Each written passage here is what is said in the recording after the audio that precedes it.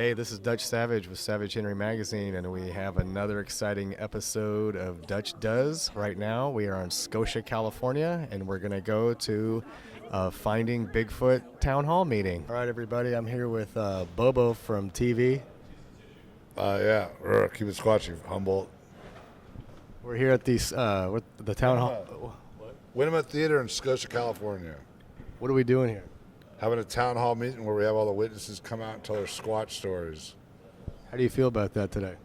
I'm psyched because I know all my friends' stories, but there's people I never met before going to tell me stories. So get some new information, learn some new locations, and put more pieces of the puzzle where Bigfoot lives in Humboldt.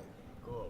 All right, I'm here with Cliff from TV's Finding Bigfoot. How you doing, Cliff? I'm great, man, as usual. Welcome to Humboldt County. Oh, welcome back to Humboldt County. I love this place. Cool. You're from the Pacific Northwest, aren't you? No, I was born and raised in Long Beach, California, but now I live in Portland, Oregon. So from the Pacific Northwest, not quite accurate, but close. Okay. I'm from the Pacific Northwest, so I take an interest when I hear people talking about where they live and stuff. Hey, where's that beer you got me? It's in your hand, It's in your hand. This one's empty. I need a new one. I'm here with Matt Moneymaker from Finding Bigfoot. How you doing tonight, Matt? Pretty good.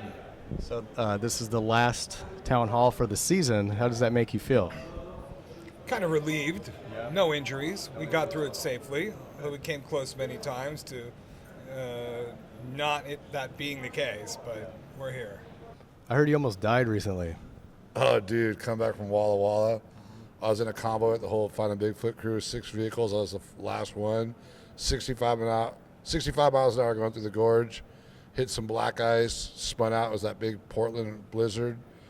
Bounced off a semi and then a guardrail and then ended up in a snowbank and tweaked my truck a little bit, but I'm fine. That's messed up. I was calm the whole time, but after that I was white knuckle driving the rest of the way. But at the time I was just kicking back going, I'm going 60 miles an hour backwards down the freeway about to hit a semi. But I just tapped it real light and then spun the other way.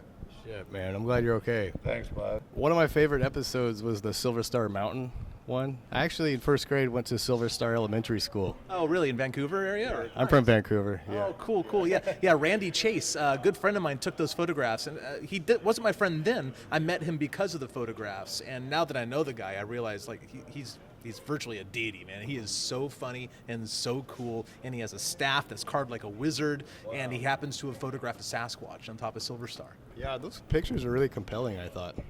I think so too. I mean, some people choose to write them off, but I mean, Bigfoots live there. Bigfoots look like that, and there's no reason for someone to be up there unless you're a weirdo like Randy happens to be. He loves hiking in the snow, but most people don't.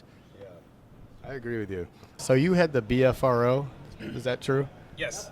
Yeah, I started the BFRO in the mid-'90s, and it kind of grew from there, but we always knew that up here there was probably more reports than certainly any other part of California. And definitely one of the hotbeds across the country. Do you think this area is second to the Mount St. Helens area? Is that the first? Or? Well, the first I would say is probably Olympic Peninsula. Okay. And Vancouver Island may have even more Bigfoots, but there's just hardly any people there. So more people see them on the Olympic Peninsula. But then, these rainy parts of the West Coast have a lot of sightings historically. Sasquatch, the term comes from Vancouver Island. Is that right? I think Sasquatch, the original Salish Indian word, was the tribes are actually close toward Harrison Lake, but they were definitely in British Columbia. So how's the Finding Bigfoot show been treating you for the last few years? Terrible.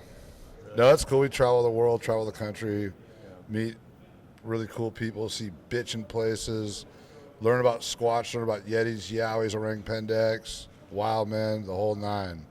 Ahulo, the giant bat. I haven't done that. You ever heard of that? It's not up my alley. Yeah, me neither. Wendigo? Oh, yeah. That's a Squatch. That's what I thought. Yeah. You should interview Cliff. Okay. About the Wendigo? Everything. Okay. He's the smart one. Yeah. Okay. You want pictures? This is the beauty. There's the brains. So Cliff is the brains behind the brawn? Exactly. Okay. What do you know about the Beck, the Ape Canyon incident?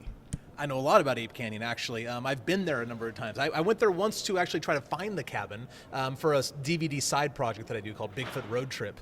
And I went there, I looked around. The place was only partially destroyed in the 1980 eruption, but there is Pumice Butte, which is referred to by Fred Beck as Pummy Butte. So I know that's where the cabin is. And as it turns out, I've now made contact with a surveyor and historian who believes he has found the location for the actual cabin where the Sasquatches chased the guys out. So I have plans to go back this summer and film it at the same time to actually rediscover the cabin site for 100% sure. No kidding. Wow, that's awesome. I'm excited to see that. Maybe you should tell our viewers how to get a hold of you, and maybe do you have like a blog or something like that? I have a blog and a website.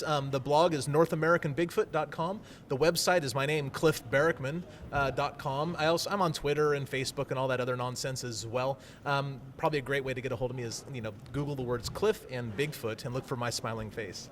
Awesome. Thanks a lot, Cliff. I really appreciate your time. My pleasure. And have fun at the town hall meeting today. I always have fun at these things. Love them. Thanks.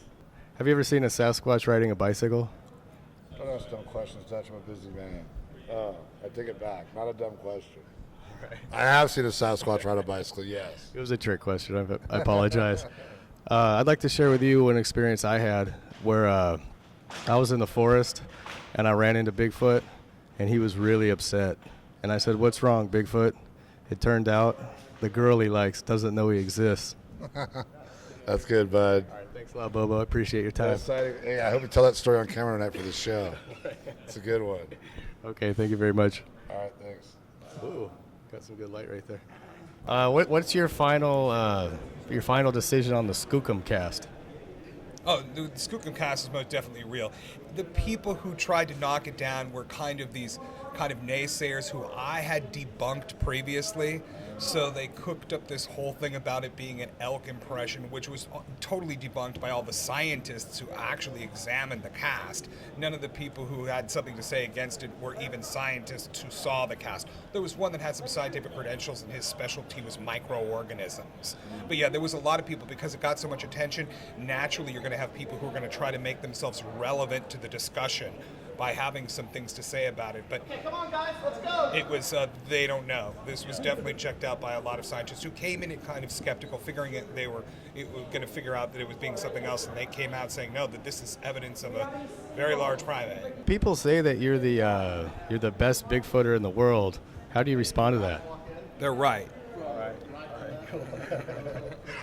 Cool. Hey, I've been going out in the field a lot longer than most people, and I was the one who figured out that they did knocks, and I was the first one to do howls, getting a howl back, first one to get a recording of like a big moaning like male Sasquatch howl. So I've been doing this since the 80s, so yeah, I don't apologize for that. All right, that's cool. What's next after finding Bigfoot? Is it they're going to be like, would you do a celebrity boxing match with Dr. Jeffrey Meldrum, or maybe a new series called Looking for Bigfoot? There's a lot of opportunities I have. So I did a lot of things before the show, and I've got things to do after. But I think I'll be doing TV for a while. Cool. Nice. It was nice to meet you. Yeah, thank you. Thank you. Whoa, that was awesome. Remember to log on to www.savagehenrymagazine.com. Email editor@savagehenrymagazine.com with your ideas of where Dutch should do. And look for the Dutch Does official Facebook.